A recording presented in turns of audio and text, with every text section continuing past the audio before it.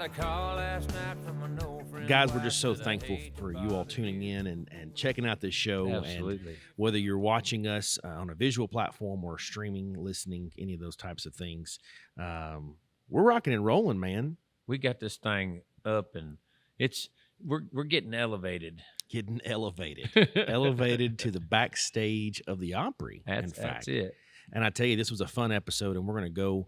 Obviously, we're kicking off the intro here, and we're not going to pretend like we got in the car. We're here now, get in the car, going and shooting this. We've already shot it, and so we're not going to pretend. We're not going to lie and do any of those kind of tricks. But man, what a cool experience! And I got to meet some of your friends. Obviously, you'll see the clip with Graham Brown.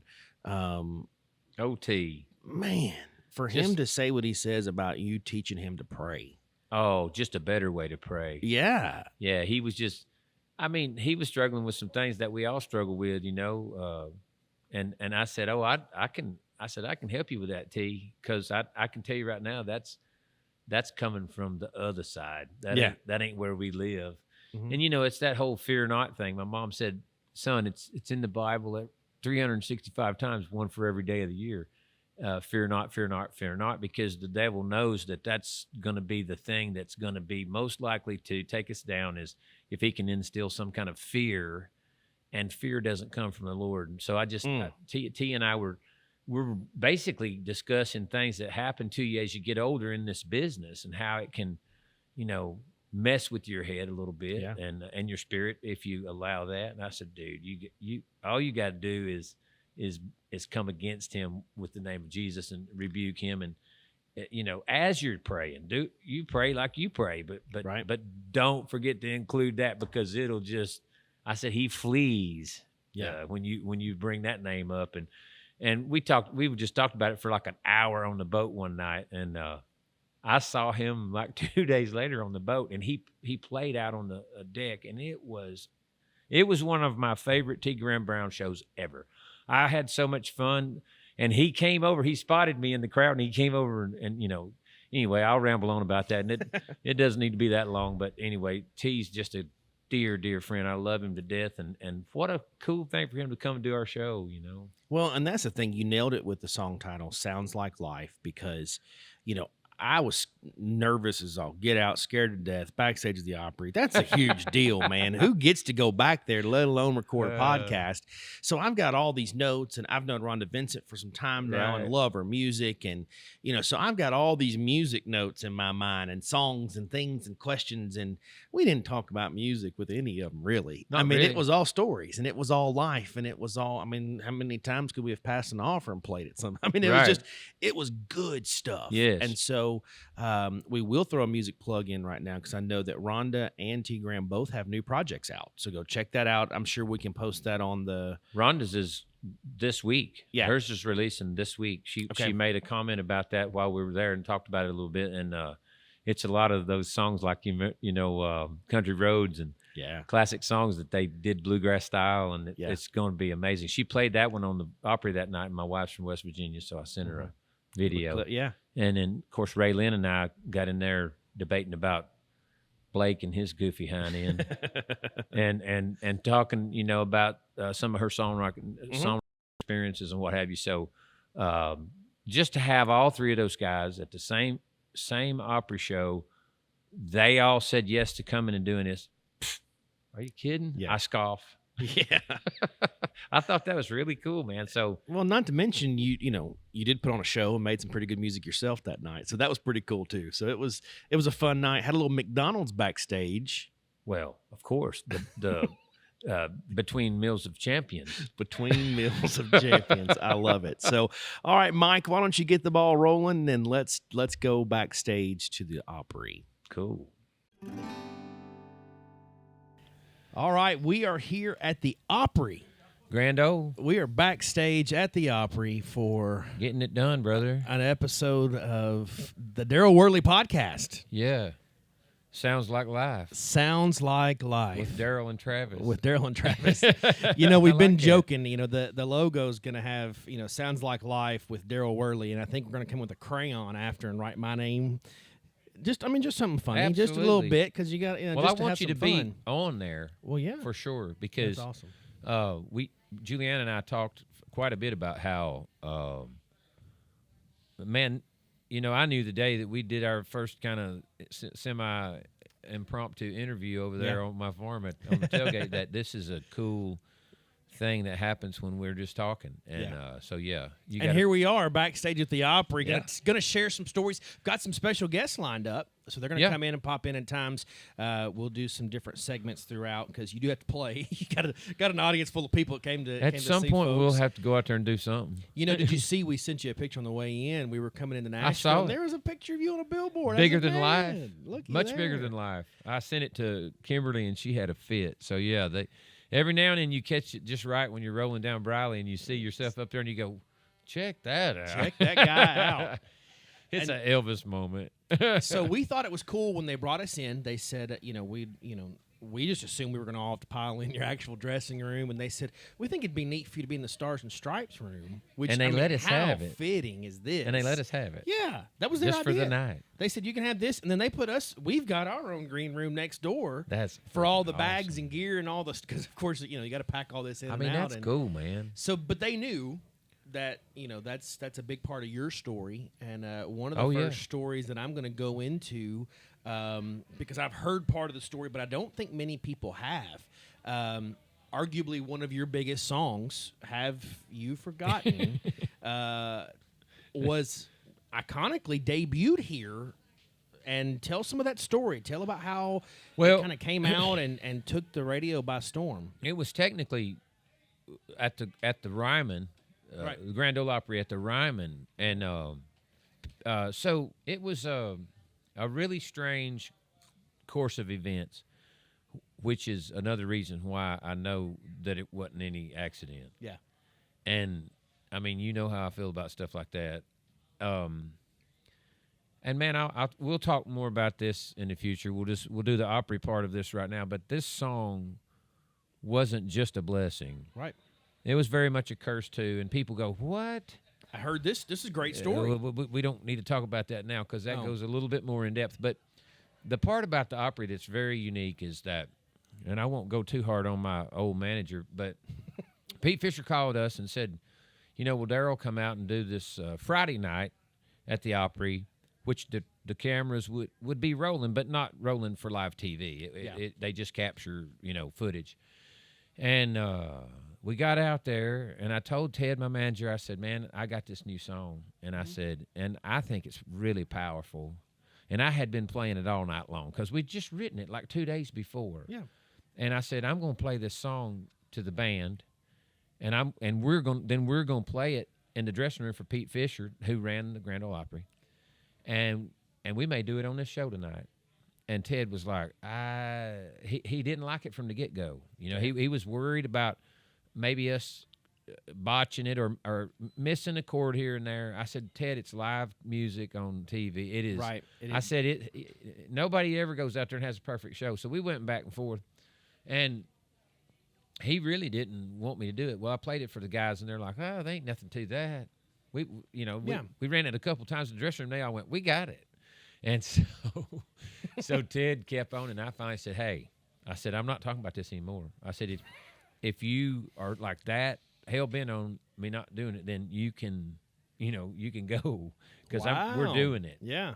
And he might remember that very differently, but I that's how I remember it. And I just said, we're doing the song. Wow. So, boy, what a change in him after the performance. So we went out there, Travis, and of course the Ryman is a whole different animal with emotion and the spirit in that place. It is, man, it hangs on you. Yeah. And I've gone out there and just sat on a stool in the middle of the stage with no microphone at all and played, and it's just insane what comes back to you. It's one of the most bizarre. So anyway, we go out there that night, and I think we played something else, and then I kind of did a little introduction of Have You Forgotten, and I said, this is really brand new right off the press, and so if we if we don't seem real sure in the middle of this or something, you guys just bear with us. It's the lyric and the message of this song that I think's appropriate for tonight because it was a special weekend for the veterans, and the house was full. How perfect is that? And the whole first 10 rows on each side were veterans, and they were still a lot of World War II veterans, Korean veterans, Vietnam veterans. I mean, it was. So we started playing that song. Mm-hmm. I've got chill bumps right now that go all the way to the bone. Look, my hair's standing up. Yeah, look. I mean, it really is. Oh, it doesn't get any better. So than that. these old guys, right off the bat, like we're barely into the second line, then they start coming up with these walkers in front of them and coming up out of their seats, and I mean they're taking their hats off and saluting, and I just. I mean, I forgot words. I bet it was. I had tears on my face. We came off the stage, and it was just complete and total chaos in that building, and people hollering and screaming and saluting us, and I was like, "Oh my God, what was that?" And Pete Fisher just runs me down and goes, "Will you come back tomorrow night and play that on the TV portion?" Yeah. And I went.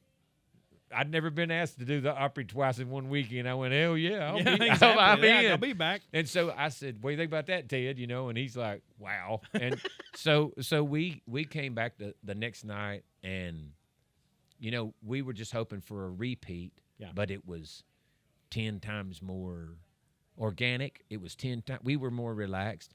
It was 10 times more chaotic. It was like the night before on steroids. So the word started to get out at that point. Even behind, like just backstage behind the scenes, the band felt it. People are talking about it. It's just feel that energy, that buzz. The next night, people at the Opry that weren't even performing the night before were saying stuff about we can't wait to hear that new song. And I'm going, nobody ever said anything like that to me out there, you know. And I thought, we can't wait to learn the new song. But. Man, we played it. We did a better performance of it that second night, obviously. But this is funny. I don't guess you usually do this during a podcast. Uh-oh. Hey, Kimberly. Hello. I am right in the middle of a podcast. Oh, okay. Oh, no, you want to say you're hi on and it talk now. to us? Say hello, because I got you right in the microphone. No, Darryl Worley. Hello. We missed you. We'll see you soon. Okie dokie. See you soon. Love y'all. Bye. Hey, is everything okay? Everything's good. So I can call you when we knock this part out? Please do. I sure will. All right, baby. I just want to know what time you play. So I love you. Bye. I love you too. Bye-bye. That's funny. That's awesome. Now we'll do this. Yeah. While he's doing that, I have to ask the guys, of course, you know, it does look and feel a little bit different when we're on the road doing the podcast. We're not in the studio, so we're going to be a little bit different. And I'm munching on popcorn like yours? it's mine. You can take it. Oh, no, I I'm had fine. one, but I guess I left it in the dressing room. But y'all aren't hearing me munch too much over here, are you? No, sir. I interviewed, I was talking to some of your guys, some of your band earlier, and I said, what's your favorite part of playing at the Opry? Popcorn. Like, what's your memory? And I'm expecting, I saw this person backstage, or I got to hear. They said, get some popcorn, boy. So while I'm perfect. sitting here getting to eat popcorn and listen to these stories. So hey, man, let's go back to where we were. Yep. So you finished the second night. We played it the second night, and like I said, the whole thing was a repeat, but like it was a repeat on steroids. And you know, Pete Fisher came up and we finished. He said I've never, and you know, he ran the whole show for the Opry. He said I've never seen anything like that in all of my time of. And he said, what are you gonna do with that? And I said, I don't have no idea. I said we didn't really think that much about it. We literally went and I said, well, we'll take these over to the publishing companies, our respective publishing companies, and they can log it and put it on the shelf with those other 1,200 songs, and they'll sit there and gather dust. So Monday morning rolls around, and we roll into the office downtown, and their computers are shut down. And they're like, what's going on? Well, it blew the people responding to that song and going to our website and that kind of stuff blew the firewalls out, and it was just it couldn't handle it. And we didn't have the capacity to deal with that. And then we got a phone call 30 minutes later when we're trying to get everything back up and running, and the same thing happened at the record label, and they had a lot of capacity. Yeah. And Ted Hacker said, I got to go talk to James Stroud. So he takes off to the record label, and I had stuff going on that morning. I didn't really think that much about it. I thought, yeah, that's cool, but what else is it? I don't know. And so Ted and James had a pretty long talk, and a lot of people at the record label kind of said, oh, this is just a knee-jerk thing. It'll be gone by Wednesday, you know. And so thanks, guys. I said, okay. Well, I mean, it's fine. I didn't think the first thing about it really at that time because I thought here's what I did think. I thought with the mood of the nation, at that time, and I want to say that I have a pretty good hand on the pulse of things. Right. Maybe not right now, but at that time, I felt strongly about where we were in the big picture, and I even told Wynn the day we were writing this song. I said it will kind of, if anybody ever hears it, it will be the voice of a lot of American people right now, at this time. Yeah, and we were completely floored by how many people who might not even lean the direction that we do as far as politics and all that garbage, were crazy about this song. Yeah. It was not very it was polarizing. It had some of that. We dealt with some of that. But Wednesday rolled around, and James and them said, we better get in the damn studio and record something because this thing's going to be at like number 12 before the weekend's over. And it 5 weeks to number 1. It was the fastest song to ever go to number 1 at that time. Wow, I didn't know that. Oh, yeah. That's crazy. Yeah, went there faster than the one. I think it might have been something Garth did was the one that was maybe 6 or 7 weeks it took his.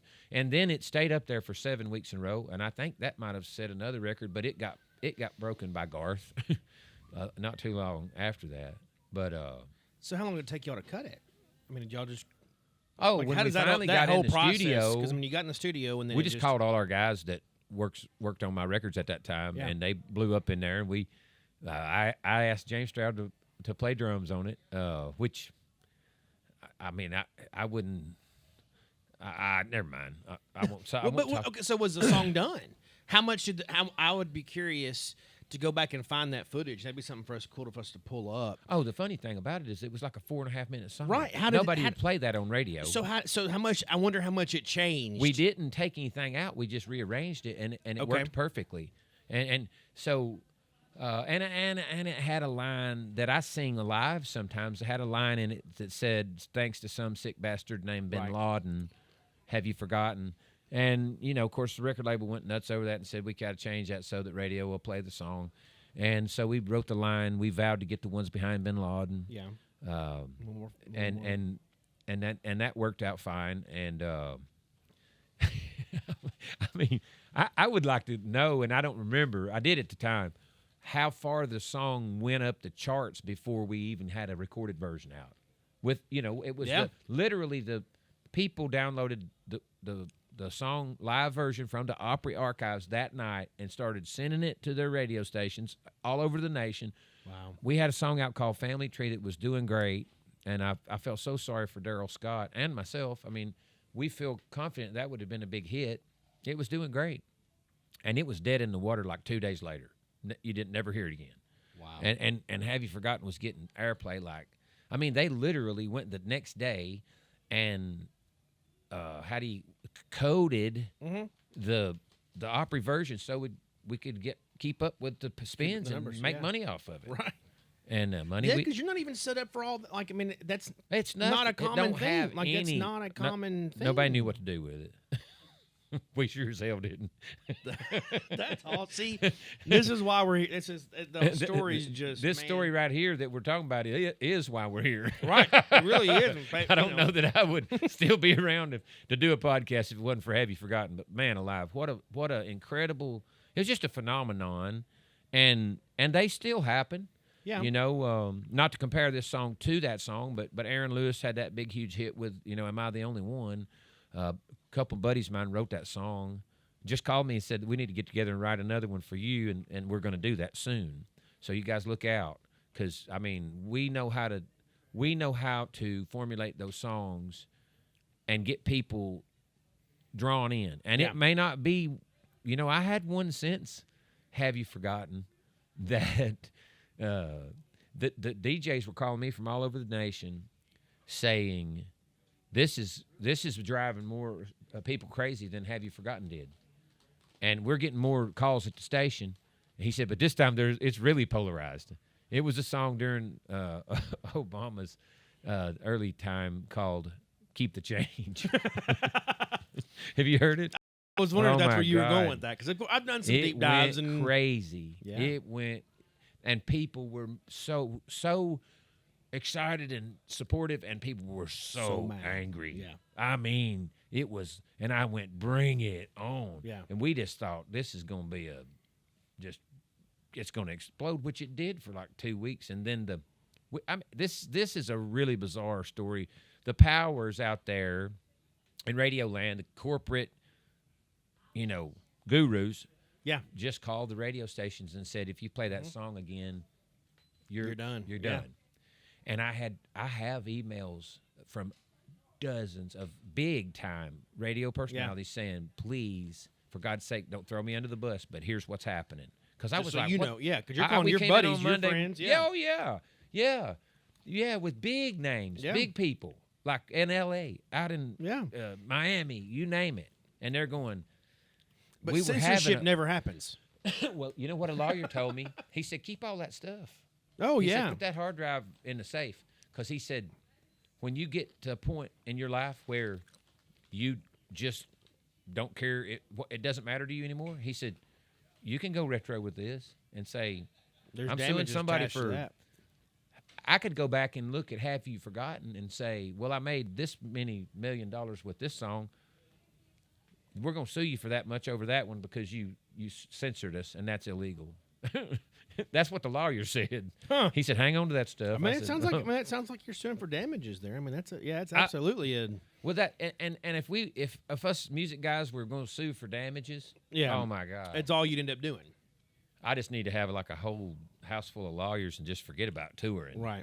Because once the internet hit, it took so much. Bet. I paid, $1,200 to have a company do a study for me, and the first year that streaming was big and we lost all our record sales, they said I lost over $800,000. And he said that's very conservative estimate of what you lost. And it wasn't even a full year. So, I mean, that hurts. Yeah. That hurts. I think that's money I could left to my daughter someday. Yeah. Whatever. It is what it is. Yeah. Well, I'm going to get us back on track here at the Opry because that's where we're at, and it's pretty neat. Obviously, I'm killing this popcorn. The lemonade's pretty good, too. It is good. And so that's my favorite. Pretty thankful for those folks. I think one thing that would be neat for us to hear from our fans, hear from the folks that are watching, because earlier when they were coming through, we got here early enough to see the tours coming through. So people were backstage. I mess with them. I'm sure they love. I bet they love it. And those tour guides are like, "Oh, this is so great," because it makes the tour longer and more interesting. And I go out there and take pictures. I just love that. And people are like, "Man, he is." I've heard people say he was like it. Yeah. Why not do it, man? Because you only get one time around. So. But it was neat to hear them say, tonight we've got Darryl Worley on the show, and we could hear everything they were saying out there, and they're from all over. This place is like Disney World. Folks. I mean, there are people from here from all over the world. We'd love to hear from y'all. We'd love to hear folks that have come in. Tell us who you are, where you're from, and maybe your favorite Opry show that you've seen, whether it's Darryl or somebody else. Oh, come on now. Because that's got to be what's neat. When you walk on stage, I know your passion for the fans and the people that have bought a ticket to come here. I know what's going through your mind. You're wanting to connect and engage with every single person sitting in those seats. Absolutely. And so it's neat to see that melting pot of roughly how many seats are in here. Any idea? 3,500 maybe? 3,500 or so, yeah. There's Miss Julianne. Come on in. Come on in. We're not, but it's not, that's what we do here. Oh. Hey, Chas. That's pretty dress, girl. Y'all come on in. That's fine. I'm going to eat one of them things here pretty quick. Okay. So, Travis, who's on the lineup tonight? Do you know? And Darryl, are you familiar with any of them? I hadn't gone and looked at it. Have you not looked at all of them? I don't have a clue. That's why Travis Couple that is I know. here. That's why I'm here, and of course I'm sitting here licking the popcorn and butter off my fingers here. A dear friend of mine from some previous stuff, Rhonda Vincent. I think she's a staple at the Opry. Opry member T. Graham Brown. Oh, go ahead. You're stopping me. I put Rhonda right up there with Emma Lou. Yeah. I mean that's the same. Well, and she so people hear me say this all the time. People that do business like Darryl Worley, Rhonda Vincent's in that category. Yeah. She loves her agree. fans, loves her people. So we're gonna get to. I think we're gonna get to talk to her a little bit. That's the goal. She recently said that she would cut something with me. So your gospel thing is where that's got to go. Well, I don't know, man. I would do something like super country or bluegrass with her too in a second.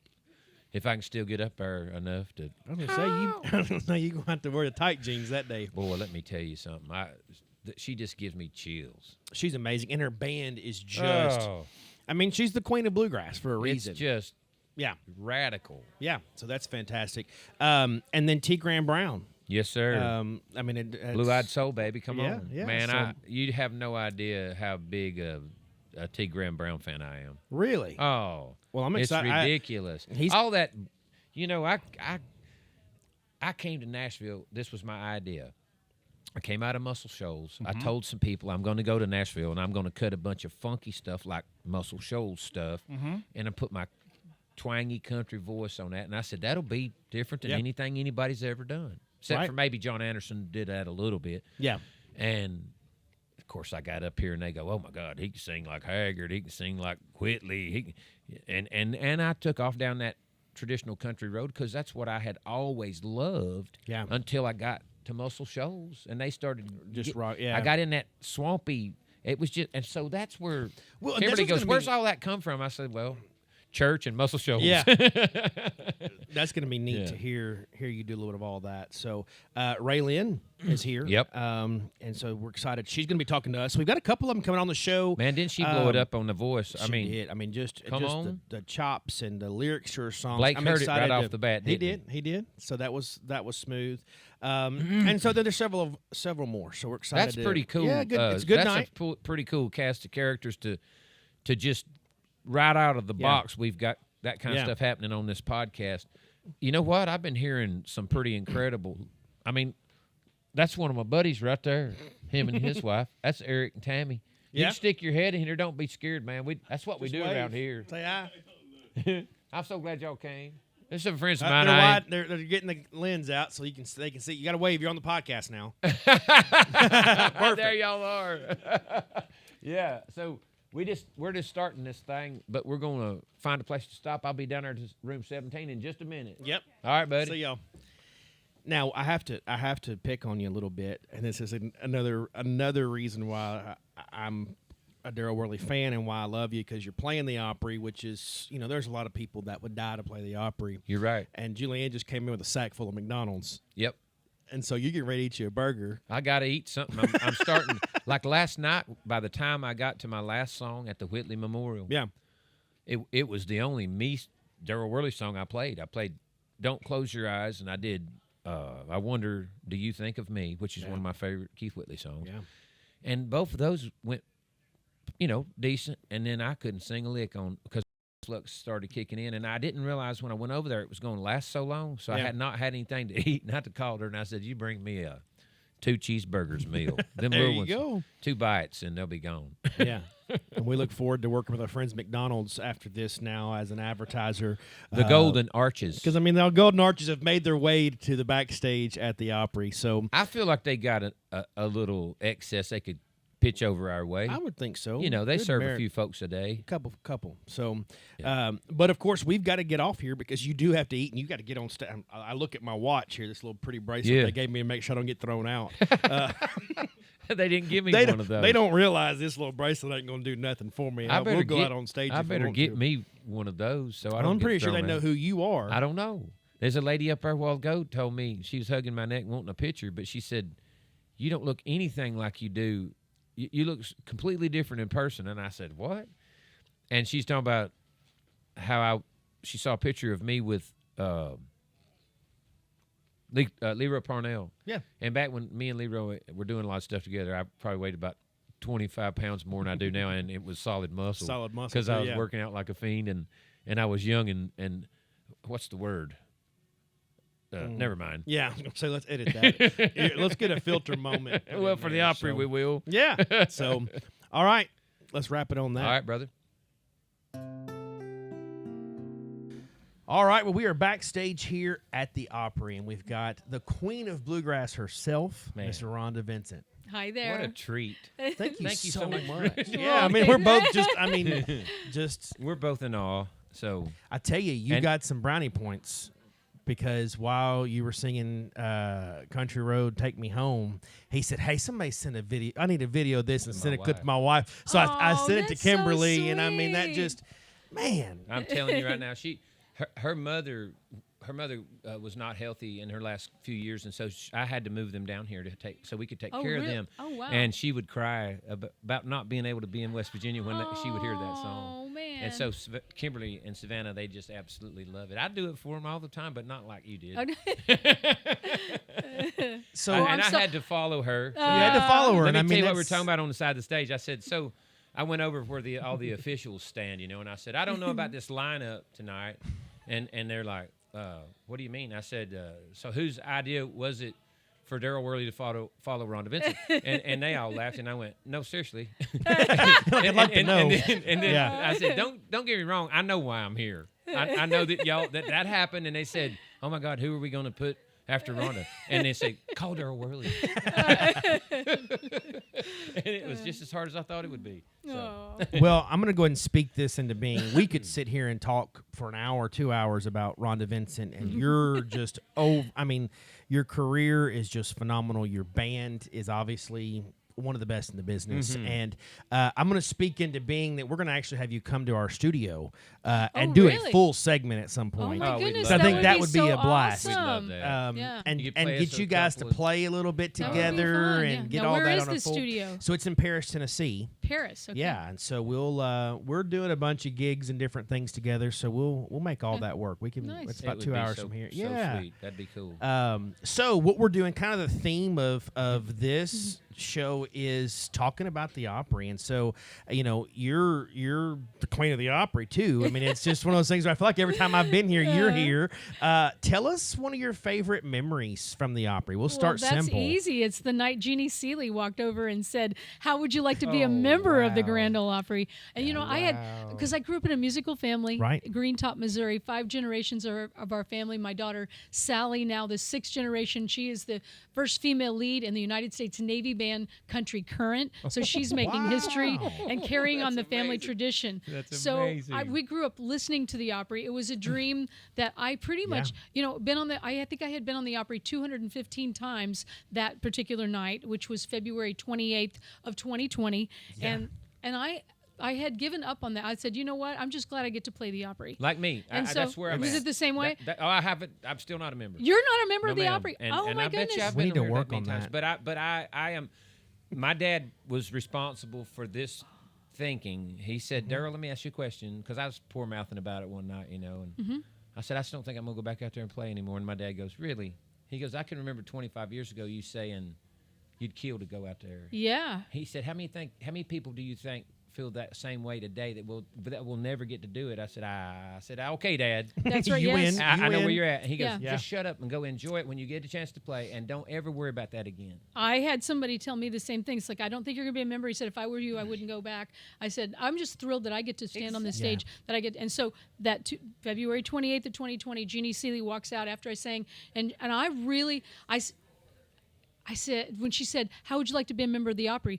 I really thought it was wishful thinking. I thought my ears were tricking me, thinking I wanted her to say that, so I heard that. And I was afraid to respond because I thought this was one of those surreal moments. And so I said, are you serious? And luckily she repeated it.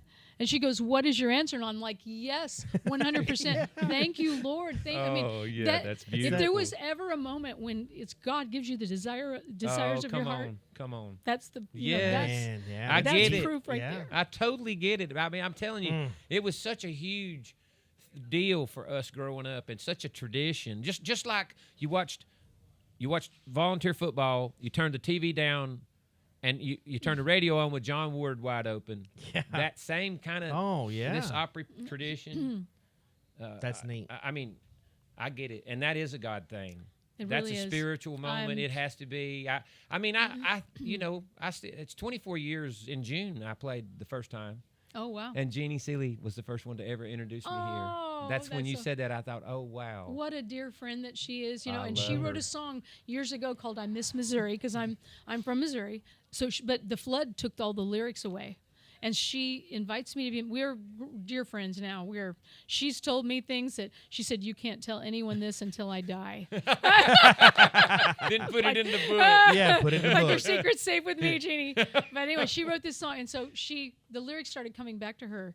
And then she invited Aaron Enderlin and I. We got to go to her house, and we wrote the song. Anyway, I have a new project coming out, that Country Roads. There are lots of classics on it, but I have the original song, I Miss Missouri, one by Bob Minner, that plays for Tim Yes. McGraw. He and his wife wrote In Between Town. So there's some original songs.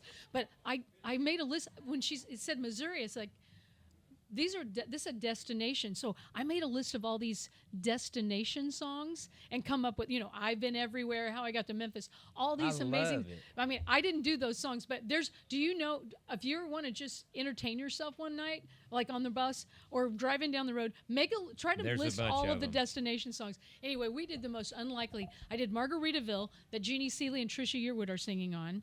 I did beautiful. 9 to 5, which we did by accident. Work is a destination. Yeah. But we did Yes. that. We were here on Dolly's birthday, and they asked us to do. I was going to do Jolene because I recorded it, and they said, no, somebody else is doing Somebody it. You did can't Jolene, do it. yeah. I'm like, what am I going to do? Started doing 9 to 5. It's become a staple for us. Oh, cool. Anyway, Sonia Isaacs is singing on that.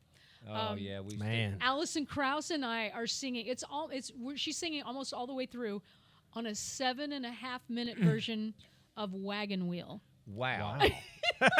Wow. People are like, why did you do that That's song? as long as Eric Clapton's Cocaine. It is a long one of the one, most yeah. bizarre things we've ever done, but so fun. Anyway, she I sings bet. on it. She sings harmony with me, and 7.5 minutes. I didn't realize that. Do you know 2024 is the 20th anniversary of the song Wagon Wheel? Did not know that. God, once again, There you go. 'cause Yeah, put we it right in the recorded pla- it 3 yeah. years ago. The project's just coming out. So, anyway, and I then, knew it was a ways back there, but I Yeah. didn't know it was that long. And then Country Roads Oh, is Cody Johnson and Dolly Parton. Oh, wow. And then the violins I heard with that was neat. Adam Haynes Man. created the arrangement on that, and so fun that we just did on the Opry. So anyway, I'm It was excited about the great. project. I hope everybody checks it out. Can't Yeah. wait. You can yeah, hear that's the gonna be Rage version, fun. but you have to listen to the album to hear these other special I would events. love to hear it, and I will. Yes, you will. I've got to tell you, before I forget it, I've already thought about what I'm going to say if they ever invite me to be an Opry member. Really? What do you Yeah, I gonna was say? talking to my dad that same night, and I was just being kind of cocky, and this is this is a tiny bit self-serving.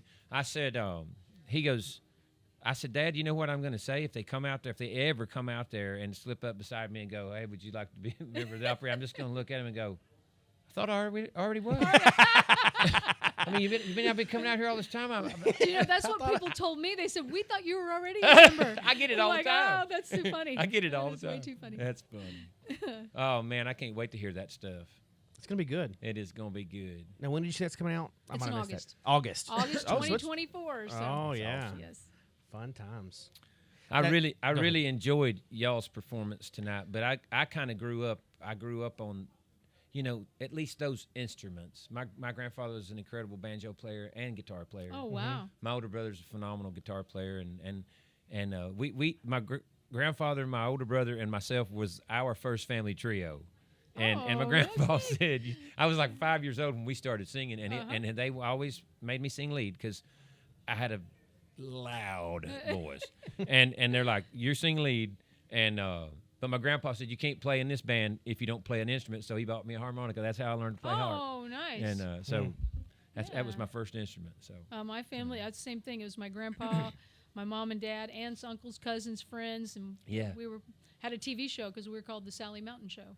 Huh. I was 5. In Our Missouri. first documentation. Yep. that is We actually too drove to cool. Ottumwa, Iowa. You know, Radar O'Reilly that Yes. was on. It was from Ottumwa. I did not know that. I know we have I will say this. I knew it years ago, but I had forgotten what a strong fan base we had in Iowa. About 6 or 7 years ago, we went there to play the big festival they have right there on the river, and I was blown away. And then they started having us back quite often. We went and played they had the world's largest implement show there. It's a farm thing. Yeah. We played that, 10,000 people. I mean, it was amazing. Is it the Farm Progress show that they still have? Yes, yeah. So I played that with Rex Allen Sr. Do you Isn't that remember Rex great? Allen? Yes. So here we are, and I'm playing a fiddle for him. Yeah. I was a teenager, and there was a bass player. And so Rex tells me to give the bass player a cue, a signal, and I take my fiddle bow and I tap him on the leg, or so, and he doesn't hear. He didn't get the message. Come to find out, he had a wooden leg. No way. He had a. What I are got the in odds? trouble. I got in trouble because he said you didn't tell. I said yes, I did. I wrapped him on the leg and tried to tell him. They had to die laughing. Oh man. I mean, that right there. That You might can't take. make that What are up. the No, odds? ma'am. And I'm gonna be honest with you. I think I might just I'll be done for the night because I'm just that gonna right walk there off at takes that the point. cake. Yeah. That takes True the cake. story. True story. Man. Yeah. That's a good one. I like Hey, that. Hey, damn it. I even told him, and it's like, and then he didn't do whatever he was supposed to do. And man, I got in trouble later for that. And it's like, funny. I told him, it's like, oh no, I didn't hear you. He said, I didn't know it. He goes, I got a wooden leg. You had to think he was kidding. Oh man, So one that is thing- out there. One thing we were talking about earlier is just as some of the tours were coming by earlier, how neat to hear these people from all over. I mean, literally all over the world now. yes, they are. Nashville is a Yes. destination. Who are from all over the world, fans that you've met here, fans that come see you.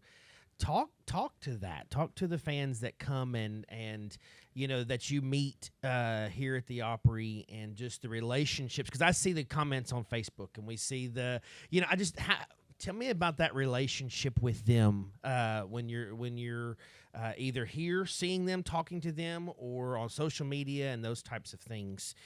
What's that like? Well, I mean, I think it's great but I love the internet because of that.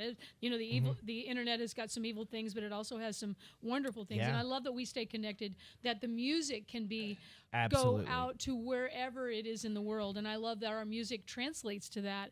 And I do a lot of, just like I wake up and my hair's whatever, and I just whatever I'm doing for the day. Yesterday I was with my granddaughter, I do all these different things. And I love that wherever they are around the world, they say, I feel like I know you. Yeah. Yes. Because I get up or I go. A lot of people say they get up and they check my Facebook to see, what are you Right. doing today? And so I love that. And then they come here and where they come to our show, and they said, I love that they feel that connection. They said, Yeah. I already feel like we're friends. Right. Because I watch you on there, and you might have just gotten out of bed, or I can fix my hair and do my makeup and stuff and not get nearly as wonderful of a reaction than if I just wake up and say, hey, look, there's a turtle in my yard. Yeah. Or a deers are sleeping in my yard tonight, or whatever I'm doing. You nailed it too.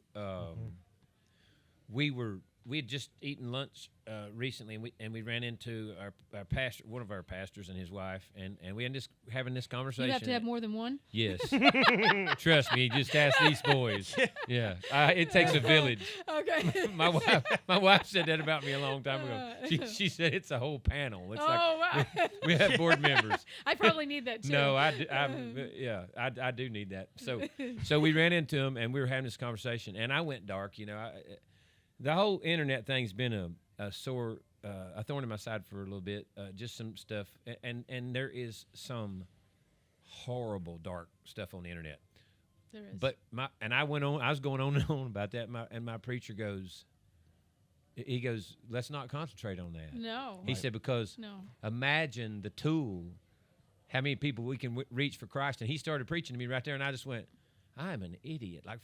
And my wife goes, and we got in the car, and she goes, words, Darryl, words. She goes, like you're a wordsmith on paper with these country songs, but she said, it's powerful stuff, and you just got us our own sermon.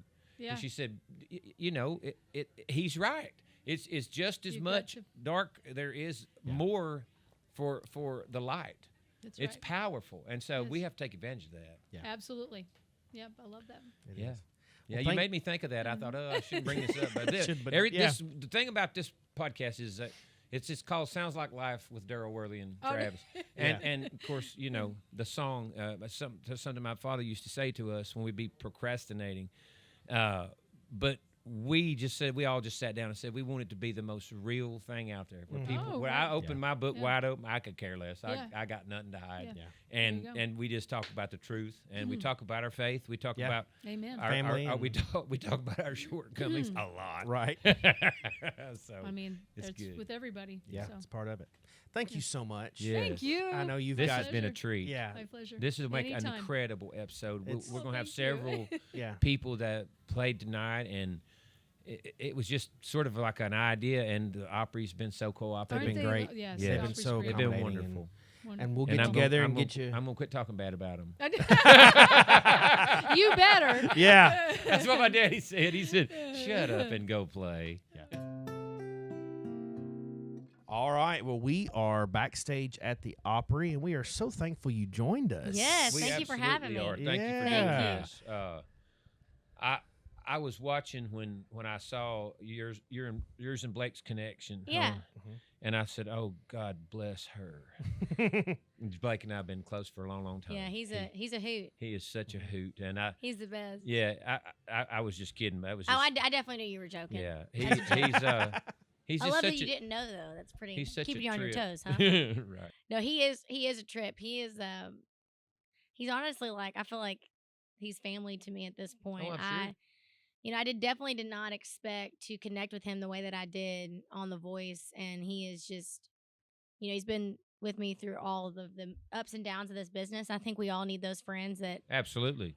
he is one of those friends that's not with you just in your highs, but in your lows. Sure. And the peaks and the valleys, and that's one thing that I can truly say he is a true friend and a good, really, really great person. And he hasn't changed one bit. Nope. Maybe drinks a little more, but he's- more than who? No. Yeah. I'm kidding. He and I were as close. I started to say was close as anybody in the business, but he and I were as close as Trace and I was close. Wow. Which is really close. And I mean, it's been a little bit weird, him just kind of disappearing out of everybody's life. But of course, I understand that, and I Yeah. wouldn't bug him for anything in the world. I was the first artist that called him when his daddy died, Wow. and he told me that. He said, "Worley, you're the first one to pick up the phone, call me." I heard it, and I went immediately and did that. And I just love that guy. Wow. He's a trip. We used to take time about when we'd run into each other at shows. One time I would sit in his lap, and the next time he'd sit in mine. Uh-huh. Makes sense. I don't thousand- want, there's a let's thousand- not go There's any 1,000 further past pictures. that. Let's There's not a go any thousand past pictures that. I like might that. get a little. Yeah. No, I'm just saying. We didn't That's care. We awesome. could care less. That's amazing. So tell us about you.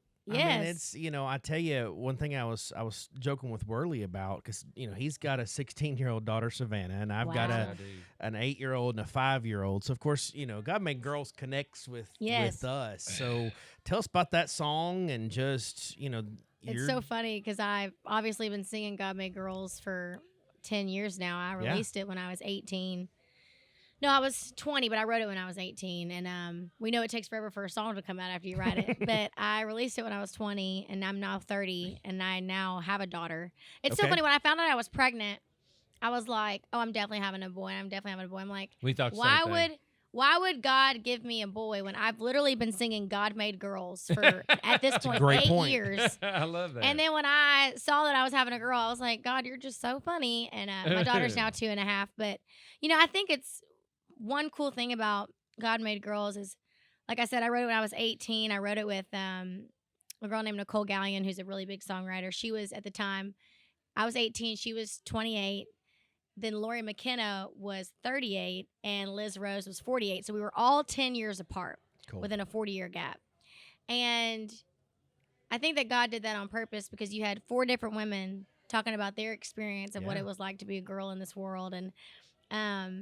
And I had the idea God Made Girls, and and it's so funny. I remember that I write like it was yesterday because I'm writing with Liz Rose, who's written every Taylor Swift song, and Lori McKenna, who's the legend of all legends when it comes to songwriting, humble and kind, and Nicole Gallion, who's incredible in her own right too. And so I'm writing with these incredible women, and we're just sitting here talking, and it's been like 3 hours, and I'm like, y'all, I've waited my whole life for this right.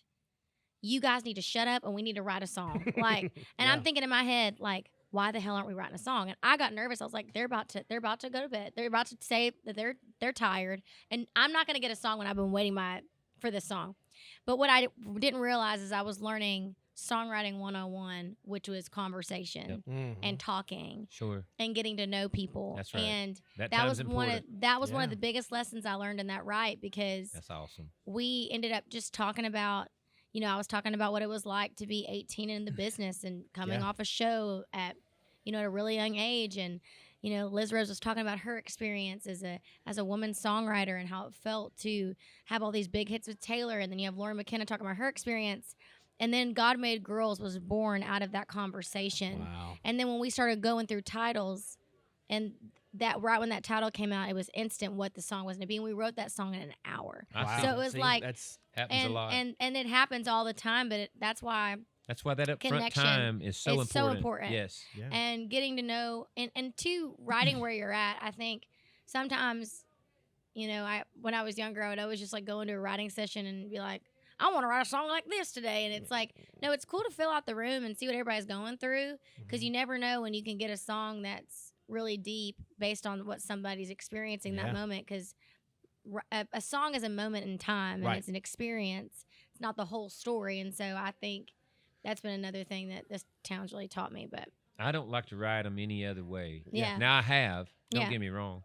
But You've when you write them that way, it really doesn't matter if it's big hit or if it's the first single off of an album, or if it even makes an album. You will always be proud of that song. Oh yeah, absolutely. It's part of who you are. Yes. And I think that's the way to go. Yeah. And then every now and then you land on something like, like Tractor Time. Yeah. When Phil said that, I looked at him and I said, I can tell you what that means to me. That's redneck therapy. And he goes, exactly. So it took about an hour. Yeah. Yeah. And we wrote it. So. And that's what, and then it's fun. Absolutely. I don't go into writes if I'm not having fun. If I'm not having fun, I'm like, y'all, we ain't gonna get a goddamn good I'll song go today. get I'm out. I'll go get go. something to eat. Yeah. And Let's I've, go get I've lunch. even And told a couple people that there's no love in this room. Yeah. And I go, Yeah. I'm not going to waste my time on that. No. It's horrible. It is. It's like, and it's like, the song's not gonna go anywhere. So why are we all beating our heads up Right. against the wall to try to get a song that already sucks? yes. So Yeah. Oh, yeah. listen, I won't do it. And if I don't like the write the first time, I ain't giving it a second try. I ain't doing it I'm the again. same way. Thank I you. like that. Same way. I wanna have fun with the people that I'm writing with. Now there has been a time where like we didn't get a hit song, but we got a good enough song where I'm like, I had a good time today, Yeah. and It's we're something. gonna find something. It's part of the process. I'll But do it's a that part of too. the process. Yeah. It's all about how That's it right. feels, and no, I love that. I'm But gonna yeah, been here for 12 years. Yeah. Just doing Well, it. I could literally say, if you and I were talking about her and she wasn't around, I could say, she's half my age. Huh. I could literally say that. Yeah. How old are you? I'll be 28. 60 on the On the You look Halloween. great for 60. Halloween. Yeah. I forgot when Halloween. my birthday was. Yeah. How do you 60's forget it? It's 60's Hall- tough. 60. 60's tough. We're 30 years apart. I That's know what it. I'm saying. Wow, You're half my that's age. amazing. When you said that, I just made a mental note. Well, she's half my age. Yep, that's So, yeah. awesome. Pretty cool. So tell us, what is, this episode is obviously Backstage at the Yeah. Opry. Tell us what that means to you. What is the Opry like to you? What is that? Tell us just that feeling, because I've gotten to watch him kind of off in the wing a little bit and see Yeah. just the people and the reaction, and the little kid tonight that had the Oh, tractor wow. time thing for him to sign. Tell us your Yeah. experience there. Well, in September, this September, I think September 24th will be my 10 years since my Opry debut. Okay. And when God Made Girls was doing its thing, the Grand Ole Opry invited me for my Opry debut, and I'll never forget that moment. Yeah. I just not for like me, but for my family to tell all of Baytown, Texas, and practically all of Baytown, There you Texas was go. here.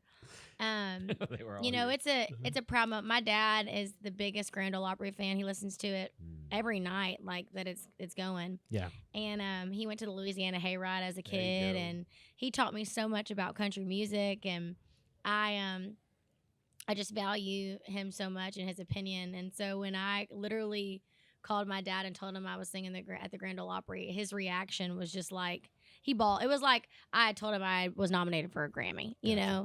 which in my opinion is as equal honor. Yeah. Because It's people huge. don't understand the legends that have walked out on that stage and getting their start at the Grand Ole Right. Opry, what the Grand Ole Opry really means. And I feel like if you're going to be in country music, being a part of the Grand Ole Opry is just a part of it Yeah. because it is the heart of country music. Yeah. And I mean, I think I've played like 15 or 16 times. I got to figure out how many times it's been, but anytime they ask me to play, I'll never say no. Right. I want them to bring me back every damn month. I want to always I be get here. I feel like I'm at home, and Yeah. and I think Garth Brooks said this, but I thought that this part was really cool. I think he said this to Lainey at her induction.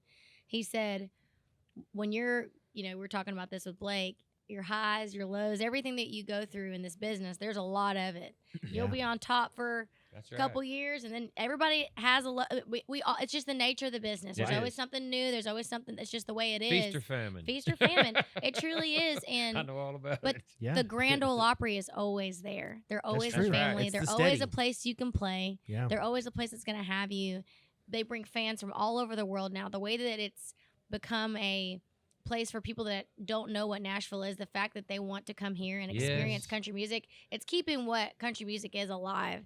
And Yeah. it's We really just talked special. about that. We did. You Yeah. Man, know? it's, We just yeah. talked I mean, about it. I love seeing people out there that don't know what the hell country music is, and they walk in here. You hear that harmonica? Right. Amazing. They need to know that that's country music. Yeah. Now, it is bass and so many other things. And listen, I put 808s in my music too. I like the trends, but that is the heart of country Yeah. music. Yeah. And I That's think right. that that's one thing that the Opry does well. Yeah. Well said. Gotcha. Thank you. Well Well, said. Thank you so much Well, for thank you joining for us. having me. I appreciate you Yeah. guys. Well, man, hey, listen, out here at the Opry hanging out, backstage, thank you for taking just a moment to do this, man. Darryl Worley Here we go. Here we go. is a Ready. friend of mine, Uh-oh. a true blue friend of mine. Darryl, I'd do anything for you, man. Are you kidding me? Thank you, brother. I feel Thanks the same for way about having you, me. man. Yes. It'll be a really Darryl special. teaches me how to pray. See? Come on. That's one of the best things about Darryl. He always lifts me Awesome. up. I'm ready. He always lifts me up, and he's taught me better ways to pray and how much you can't ask for a nicer thing for a friend to do for you. Mm. It's wonderful, Darryl. I love you, and I'm glad to be I here. love you too, buddy. And so T and I were talking on our cruise that we just did, and I've got a couple of friends in the business that are struggling with some difficult things, and they call it some sort of anxiety, and then they got other names for this stuff, but it has convinced them that they can't sing. Wow. That they're really and I mean, I've seen one of these guys sit backstage and sing better than he's ever sung, then go out on stage and struggle. And I told T, so T, we got talking about this stuff, and I said, I've had that sort of flash through my mind a time or two, and he said, I've had it do more than flash through my mind. He said it scares me sometimes, and I said, that's the devil lying to you. And I Right. said, here's what you do. And that's what he's talking about. Yeah. And it ain't just in singing, it's in life. Exactly. And when he starts telling you those lies, it's time to start rebuking. Boy, my mama was good at it, and she'd do it. She didn't make no difference. She was walking down the street in the midtown Savannah. She'd throw down on some running the devil off. I'd be like, Mama's having a fit. Yeah. But it works, don't it, T? Well, heck yeah, it works. And God gave me and you a gift, and he ain't going to take it back. You No, know, sir. God don't repent on a gift. No, sir. You stuck with it. Yeah, And so if Amen. you talk yourself out of it, that's just the devil doing That's it. And when you and I were talking on that ship, man, I didn't think I was singing any good. Oh, I- that's what I come up to him. I said, you didn't have I told Rhonda Vincent the same thing sitting right there tonight. She didn't have one, as far as my ears can tell, she didn't have a moment of anything uncertain on that stage tonight. Yeah. And that's what kind of show you did on that boat. And I was just eat up with it because I love your music. And I mean, I could sit and listen to you. Those people would all done be gone, and I'd still be sitting there listening to you. That's just how much I love your singing and love your soul. I love your songs. And I've always felt that way about you. It's just, and I told him that on the boat. I said it don't get. My mama called it blue-eyed soul. My mama loved Muscle Shoals music. You know, Yeah. she said it came out of the water. She said everything good comes out of the water. And so it was just a treat. And when I realized that you had doubts a little bit about what you had just done, I said, boy, I got on him. I said, no, sir, no. And then, no, sir. And then it seems like the next show I did was all better. You better it was believe all gone, and I was out there, and we did an outdoor show, and Yeah, I we're was on the out deck. there, and I looked over to my left, and there you were, man, and I was thinking, It yes, was so good, then dude. He came over and sung and- to us a yeah, couple times. that and man. It made me, his it day, made didn't me it? sing better. I took pictures and sent them to my wife. She goes, I hate you. Well, I tell you, I can't wait because this is my first time to hear you live, and so I'm excited to be. We're going to be in the wings. I guarantee you that No, the because I want to pressure's hear it on all. now. And Are you going to do Wind Back into Water tonight? Yeah, I'm gonna do. I'm gonna do a Merle Haggard song, "Big City," Oh, I love it. to kick things off. Love it, man. And then I'm going to do Beulah Land, and then I'm going to do Wine into Water. And I think I'm going to throw in a surprise God Bless America to close the show down, might as well. since it's so close to July the 4th. Yes. Didn't you sing the demo on the Merle song? Which one? The one you're talking about singing tonight, Big City. No, Big City? No, No, you sung the demo on one of his songs. I can't remember. Okay, sang I a just knew bunch of that. I just demos. knew that. Yeah, me and you both. I just knew that story. Seems like, I've never heard you do Beulah Land. I can't wait. Oh man. Oh, I did in church this morning. Oh man. So I'm warmed up. Yes, sir. Yes, sir. And you ain't got Boy, no. I had fun in church. I spoke about mental illness and addiction, and I sang, wow, Rock of Ages, Amazing Grace. Where was that at, T? It was at a little church in Ridgetop. I think it's called Highland. I know where Ridgetop is. It's, gee whiz, I can't remember it's Highland Park, I think, Okay. is the name of the church. That sounds right. It's man, this building was built in the 1800s. Oh, you're getting down and out on the there. inside, it's all pine wood. Yes. That's darkened over the years. So the and- sound. oh man, it's awesome. Where, and it's a small church. It's What not type of church? I don't know if it's a Baptist. I know we sang out the Broadman hymnal, and that was in a Baptist church that I grew up in. So it might be But a Baptist. it could be Baptist, could be non-denominational. I don't know. To be honest with you, it was full of the Holy Spirit this morning. I know that. Oh, that's much. wonderful. Right there. That's wonderful. It was fun. It was good. Some people got what they needed, I think. T, and I won't including me. I won't wear you down on this. I just know that you and I have talked quite a bit. You know, we've lived some life, you and I. Yes, sir. And I just feel in my spirit, you know, and we talked about this a little bit on the boat, that you're just in a really good place right now. Oh, I'm in a great place. I know, man. And I want you to know something. We've both seen each other when it wasn't like that, and I just want you to know that I'm really, really happy to see you there, and thanks, your man. wife is precious, man. You're She's such a blessed wonderful. human being. Boy, oh boy, man.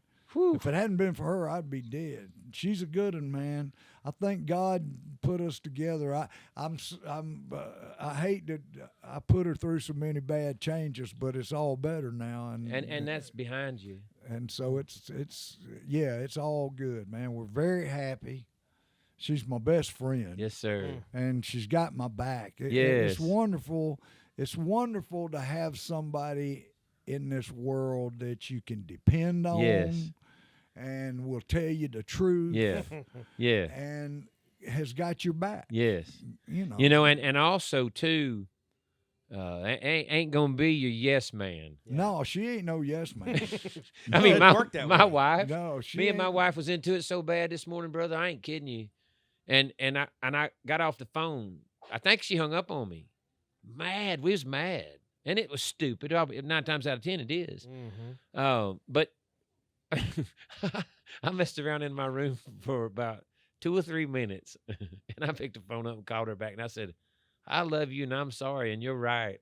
She My was. daddy always told me that's a good way to get out of just about any argument. She was. Yes, She was dear, I love you. She was absolutely Yeah. right. and my pride was saying, Always. don't cave into Always. that. Pride. Don't let her do you like that. That's the devil too. He's on one Pride, shoulder. That's crazy. So how long have you and your wife been married? We got married in 1980. Okay. We moved in together in 1978. So we've been together 46 years. Yeah. How great And is they that? said it wouldn't last. Yeah. 46 years. You man. and- That's you a and, long That's, time. that's impressive. So That's when a I was long young time. and I was already playing out some, I was too young to be playing out in clubs, but I was doing it. Mm-hmm. There was plenty of them around Hardin County where you could do that. Mark Colley told me all about it. You and Collie, if you ever got together with me and him talking and telling tales from Hardin County, you'd pass out. You'd say, this can't be all true.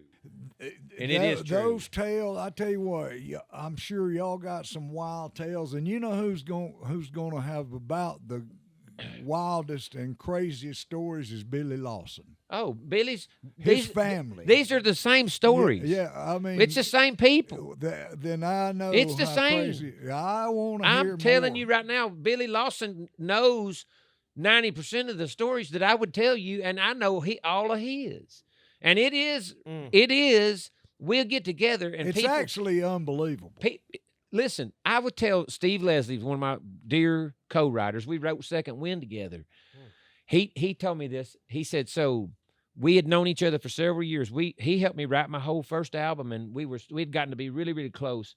And he told me, he said, I just assumed listening to you talk that you was just a compulsive liar. And he said, I could care less. He said, I loved you anyway. That didn't even come into, he said, I just figured ain't no way that boy could be telling the truth about all this stuff. He said, I asked him to play acoustic in my showcase band, and we did it in Savannah at the Moose Lodge. And he come down there and he said, I had been in that building with you, surrounded by your friends, 15 minutes. And he said, I went, Jesus Christ, it's all true. I know, man. He said, it's all true. Oh, no, it can't be, but it is. Mm-hmm. And Yeah. so what I was going to tell you, though, I was going somewhere with that. We was talking about all these. Oh, Collie, you and Mark showed up in Savannah and played on the football field in Hardin County. And I was already a big fan. But Mark knew I was pursuing music, and he got me to where I could come and say hello. And you talked to me just like we're talking right now. There's no possible way you can know what that meant to me and how it inspired me to keep trying. Well, good. I mean, but people don't, a lot of people in this business won't even. I try to be a nice guy. You are a nice guy, man. You were back then. It was amazing. I told everybody, I said, you've always been one of my favorites. So there you go. I'm so thankful you did this with us. Oh, man, you're welcome. Thanks for having me. It's So- always good to talk to you. So before we wrap this up, obviously this episode is themed on the Opry. So tell us what the Opry means to you, what the history and all the things that have. Everybody's story's been different, so I want to hear. He just became a member. Yeah, just became a member. It's funny, man. I've been coming out here 40 years. I've done this Grand Ole Opry hundreds and hundreds of times. I can tell you right now. I used when I got up this morning saying my prayers, I thanked God for making me a member of the Grand Ole Opry. Now, this is what's kind of funny. For years, every morning I'd get up and say my prayers, and one of the things I would ask God for was, please make me a member of the Grand Ole Opry. And I prayed that prayer for years, and as of May the 3rd, which was last month, now I can say, thank you for making me a member prayer's of been the answered. Grand Ole There you Opry. go. So that prayer's been answered. It means the world. It's great. I mean, it's the Grand Ole Opry. What can you say? Rhonda Vincent said the same thing Yeah. tonight. She said it was the one of the most spiritual things Moments, she's yeah. ever experienced. It's cool, man. It's when I'm out there singing, I'm standing in that sacred circle. I tell the crowd a lot of times, not all the time, but a lot of times I'll look at them and say, man, I wish y'all could know what it feels like to be standing right I here kind of said tonight. that tonight. I wish y'all could experience what I'm feeling man. right now. And what it means to us as singers and artists and songwriters too, that whole house is full of people that wanted to come and see us tonight. Yeah, I know, man. That they It's paid just- a pretty good bit of money for each seat. It's in this just house. ain't nothing like it. I mean, what can you say? That's about sums it up. There's just nothing like it anywhere that I know of. No, I don't think so either. And next year will be 100 years. Yeah. They've been on the radio 100 years. Nobody's ever done so that. this year in June, I did my first one in 2000 in June. Really? So 24 years, and it's Time flies, several man. hundred times I've been here too. I would guess. They were supposed to be checking on that for me because I wanted to know. And you know what I told my daddy I was going to say if they ever snuck up there beside me and said, "Hey, you want to be a Opry member?" I'm going to say, "I thought I already was." My daddy said, "You better not." Yeah. I had a lot of people that made comments online that said, "Dang, I thought you was already a member." Same here. Yeah. So Well, that's Rhonda, when we first started off Yeah. tonight, I could tell she thought I was. She was and I went- shocked. I went, Yeah. I'm not. they've always treated me like one anyway. Oh, so, they do me too. I mean, At the end of the day, my daddy told me, he said, "Son," I was procrastinating and moaning a little bit about, not being a member yet. And he goes, "Do you have fun when you go out there and play?" And I said, "Yes, sir." He goes, "I remember this little boy one time in my earlier in my life that used to say he would die to play on the Grand Ole Opry stage." And he said, "And there's no telling how many millions of little boys feel that way right now that we'll never get to." of course. And he said, "So you should it's a shut- pretty exclusive club. He said, "You man. should shut your mouth and just go out there and play and have I mean, fun." yeah, I mean, how many people do get to sing That's on the right. Grand Ole Opry? That's Not right. very many. Speaking of shutting our mouth and getting out there and playing, they're gonna come grab this guy. I know. and He's- take him from us. I would never I make can't him wait. I wait. got to go pull on my britches. Do it, bro. I can't thank you enough. No, it's sir. a great honor. Oh, man, y'all I are mean, welcome. it's and I look forward to having a full episode. We have a that's nice, that length. really nice studio where we do this in Yeah. Paris, Tennessee. We'd love to get you to come and up we'd love to have you run Yeah. over sometime and get do a y'all to whole. play together. We can do that. Yeah, We'll- be some we'll- fun we'll- stuff. Do I get a parting gift? Today, there's none of Yes, that. I mean, We got right some now. cold McDonald's cheeseburgers. That's a good one. I got a microwave. You ain't gonna like them hot pickles. I love you End on that guys. microwave. I got Yeah. Hey, I got to go sing on the Grand There Ole you Opry. go. Man, what a night. I mean, this is like to set up our first set of know. special guests. Have a big old backstage standing at the- ovation I out mean, there. Man, this is And then a little boy on the front row. I I mean- mean, people will say they set all that up. we're gonna have people expecting this out of every podcast we do, I think. Who and knows? It might be anointed. Set the bar and we'll go for it, man. I tell That's you, thank amazing. you so much from me. Yes. Just the people we've gotten to hang out with tonight. I mean, Yes. Rhonda Vincent, the queen of bluegrass. Ah. Just her love for music, her family traditions, Yes. her and her musicality. beautiful blue Yeah, eyes. she's Oh unbelievable, my gosh! man. I mean, just the thing about her for me is that laser voice that just Yeah. locks on pitch, never, and then no vibrato, just that. Spot on. I've heard people say, Yeah. "I wonder if she can even." Right.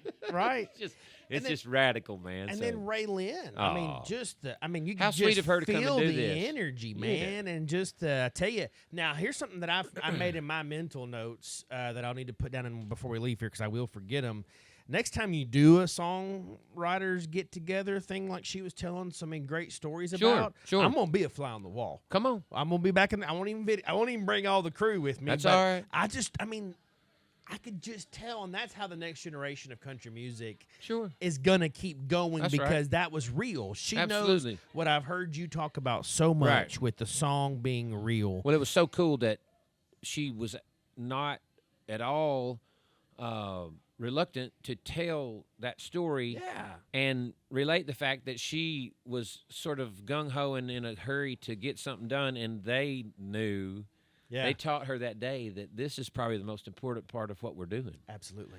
I mean, if you don't take that time, It's not- nothing you'll- good the will come magic out of won't it. happen. No. And then for you to introduce me to T. Graham Brown, man, I can't, and I had a whole list of questions. I want to hear, again, I about got up and just went to the bathroom. Y'all had it covered, and it was good. He's got to come. He's got to come because I want to know Wine to Water.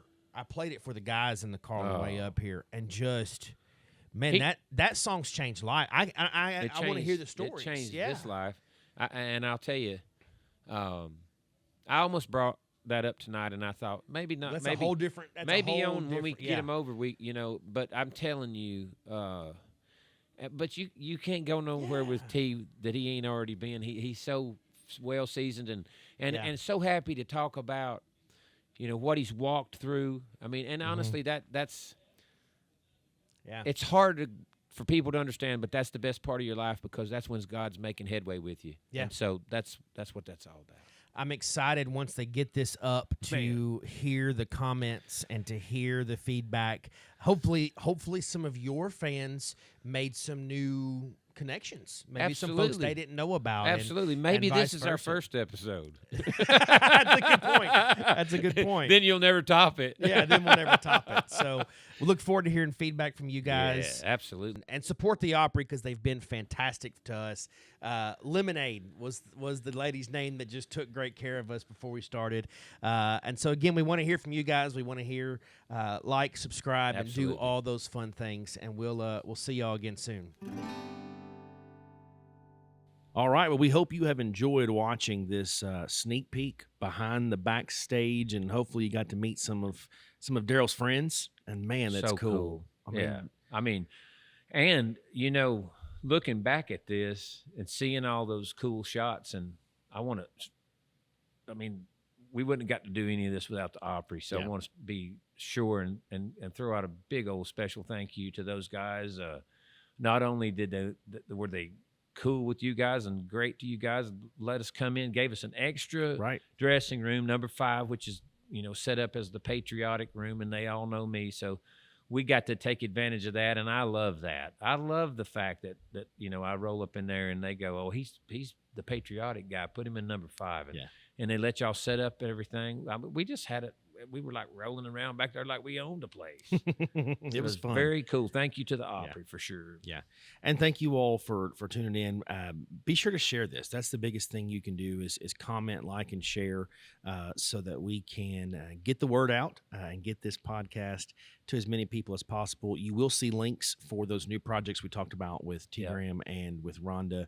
And we'll share some of RaeLynn stuff too because we want to promote them. That's one of the cool things that Darryl said about this podcast is this is a tool for us to be able to promote everybody. It's well, and when you do that, if you say you're going to do it and you do it, they're going to go, wow, they really did that. Because I promise you, I know you don't really expect them to do that. You just go, that's the way they got us to go in there and do this. Yeah. And so when they see that, they're going to go, oh, but they'll come back anytime we want them to. Right. And they'll also spread the good news and say, man, they do what they say over there. Yeah. So, we definitely want to come through with that. That's awesome. Well, Darryl, how do you want to close us this week?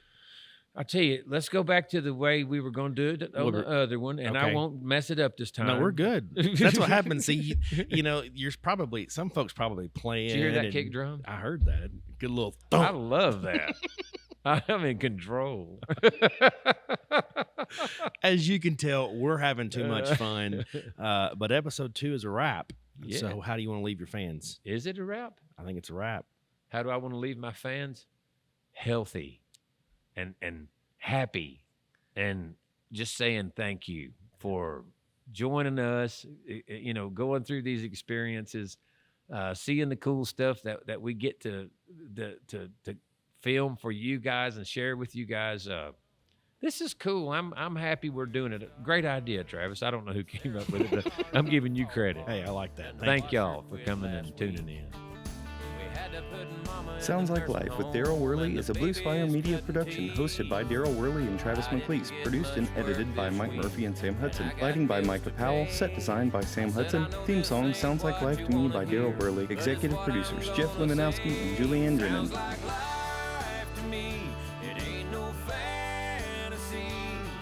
Just a common case of everyday